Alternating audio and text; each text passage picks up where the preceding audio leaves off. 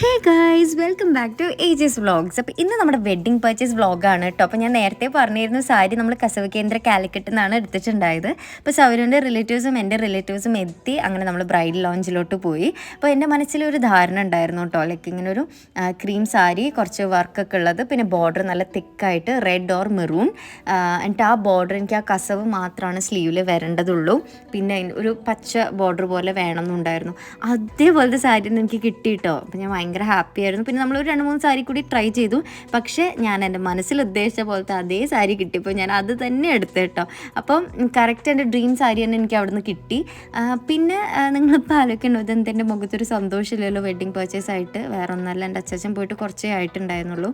അപ്പോൾ ഞാൻ ആക്ച്വലി ആ ഒരു മൂഡിലായിരുന്നില്ല. പിന്നെ ഞാൻ അധികം വ്ളോഗ്സോ കാര്യങ്ങളൊന്നും വീഡിയോസൊന്നും എടുത്തിട്ടുണ്ടായില്ല.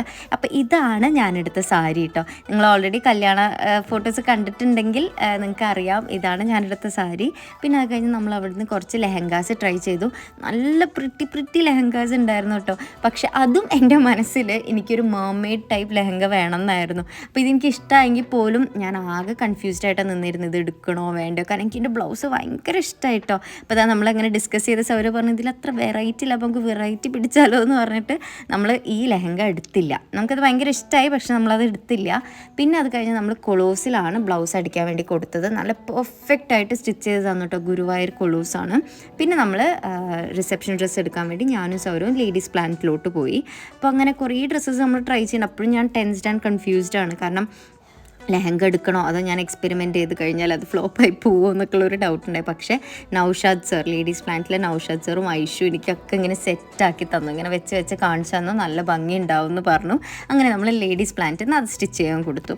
പിന്നെ ഗോൾഡിൻ്റെ കാര്യത്തിലും എനിക്ക് ഡൗട്ട് ഉണ്ടായിരുന്നില്ല. കാരണം എനിക്ക് എൻ്റെ മനസ്സിൽ 3 ലെയർ ഒരു വലിയ നെക്ലെസ്, നടുക്കൊരു സിമ്പിൾ നെക്ലെസ്, പിന്നെ നമ്മളെ കഴുത്തിൽ ഞാൻ ഓൾറെഡി എൻഗേജ്മെൻറ്റ് ഇട്ട നെക്ലെസ്. അപ്പോൾ നമ്മൾ ആ സിമ്പിൾ നെക്ലെസും കുറച്ച് ബാംഗിൾസും എടുത്തത് റീഗൽ ജ്വല്ലേഴ്സിനാണ്. പിന്നെ അതെൻ്റെ ഡ്രസ്സ് സ്റ്റിച്ച് ചെയ്ത് കിട്ടി. ഞാൻ ഉദ്ദേശിച്ച പോലെ തന്നെ കേട്ടോ, ആ മെർമെയ്ഡ് ടൈപ്പ്. നിങ്ങൾക്ക് എൻ്റെ ഫേസ് കാണുമ്പോൾ മനസ്സിലാവും, ഞാൻ ഭയങ്കര ഹാപ്പി ആയിരുന്നു. പിന്നെ എനിക്ക് കസവ് കേന്ദ്രയിൽ കണ്ട ആ ബ്ലൗസ് പോലെ തന്നെ അവർ കറക്റ്റ് ടാസിൽസും കാര്യങ്ങളൊക്കെ വെച്ചെന്ന് നല്ല ഭംഗിയാക്കി തന്നോട്ടോ. ഞാൻ ഭയങ്കര ഹാപ്പി ആയിരുന്നു. കണ്ടില്ലേ, ശരിക്കും നല്ല പെർഫെക്റ്റ് ആയിട്ട് ചെയ്തെന്നുണ്ടായിട്ടോ. ശരിക്കും ഒരു മെർമെയ്ഡിനെ പോലെ ഉണ്ടായി. അങ്ങനെ നമ്മൾ ലേഡീസ് പ്ലാന്റിൽ നിന്ന് നമ്മുടെ റിസപ്ഷൻ ഡ്രസ്സ് മേടിച്ചിട്ട് പോന്നു. പിന്നെ നമ്മൾ വീണ്ടും ഓർണമെൻറ്റ്സ് എടുക്കാൻ ഒരു ദിവസം പോയി. അങ്ങനെ നമ്മൾ ഫുള്ളാക്കി സെറ്റ് ചെയ്ത് നോക്കി കേട്ടോ.